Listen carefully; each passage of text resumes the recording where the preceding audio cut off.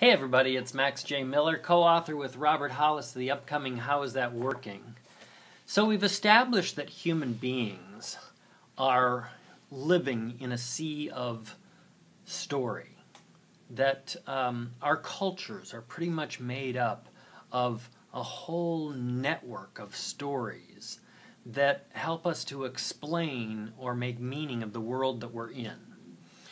And I said when the hero leaves that culture, they become a fish out of water. And to complete that analogy, like the fish who is unaware of the water because he or she is always in the water. I said the analogy is comparable to culture, in which what a human being is in their own culture is like the fish is in water, unable to distinguish that these are stories, that these aren't realities per se. These are values and all that rises up in story and in language. And so when we leave our culture and go into another culture, suddenly we start to see, oh, well, you know, I'm out of place here, and it's a destabilizing kind of foreign kind of experience. But that is the nature of the hero story. That is the nature of somebody who decides that they're going to go on that kind of a foreign adventure. And it doesn't matter what, you know, a love story, any kind of classic story that you love, you know, it has this quality to it. Well, what else can we say about story? The two things that are most noticeable about stories, that really, you know, make up stories as we know them, are the kind of stories that we love in movies and in novels and so forth.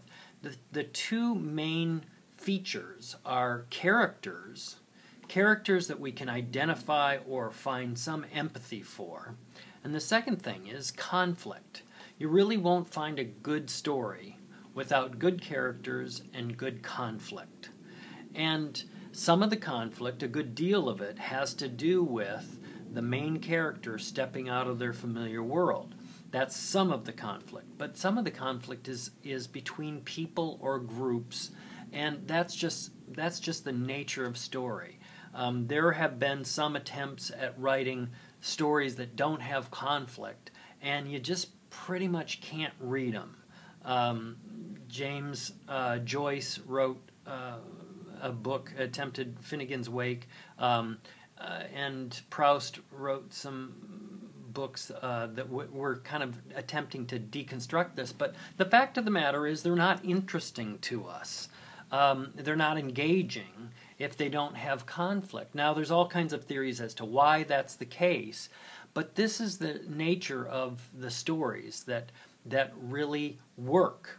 Now, this is true in the stories about marketing that we used in marketing and advertising as well as the stories that we use just for entertainment purposes and these in literature and so forth.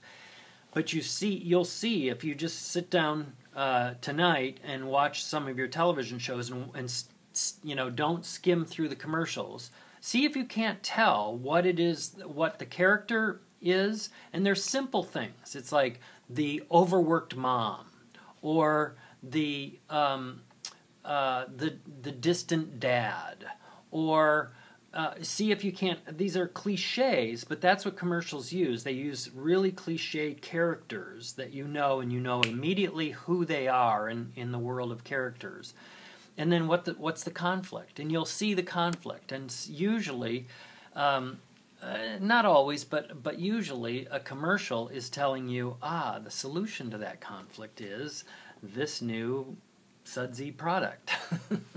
So just when you go in and watch those commercials, and they do it in 30 seconds, you know, or a minute, but usually shorter than that, and they set up the conflict, they set up the characters, they set up the conflict, and they set up the solution or the resolution.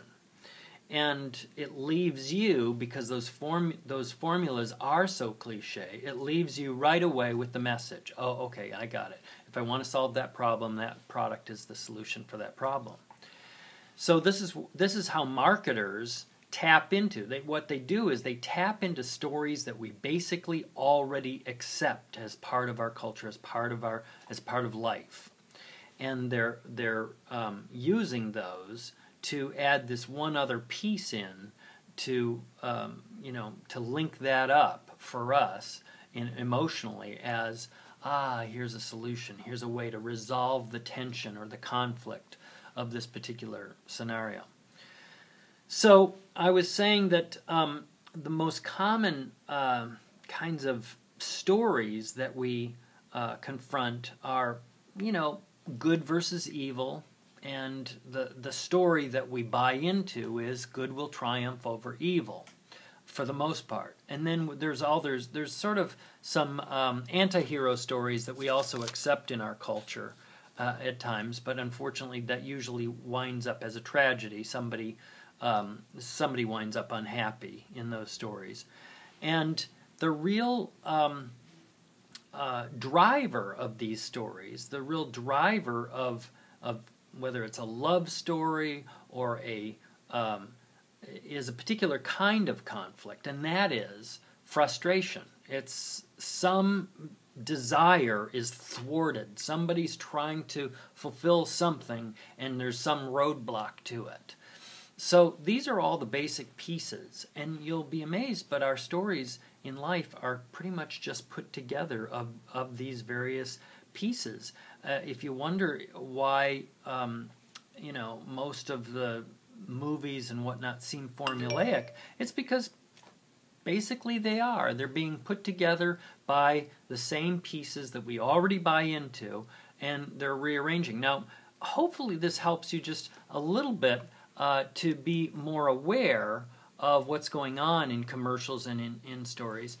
And the hero's journey is really about questioning or reconsidering the stories and the validity of the stories that we have bought into.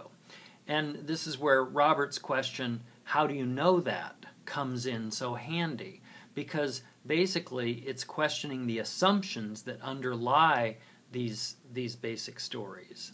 So I'm going to share more with this, and what I'd like you to do is, if you have a favorite story, children's book or a movie or story in literature, take a look at it and see if you can't find these basic components, because it's going to help you to actually, when we go to talking about telling your story, to identify what are the major pieces. What's the character that I have played? Who are the other characters as I have seen them in this? And what is the basic conflict? And what's the frustration, or what's the unfulfilled or thwarted desire that is playing out here? So we'll put more of that together later. Thanks for listening in. I look forward to your feedback. Keep telling your story. Bye-bye for now.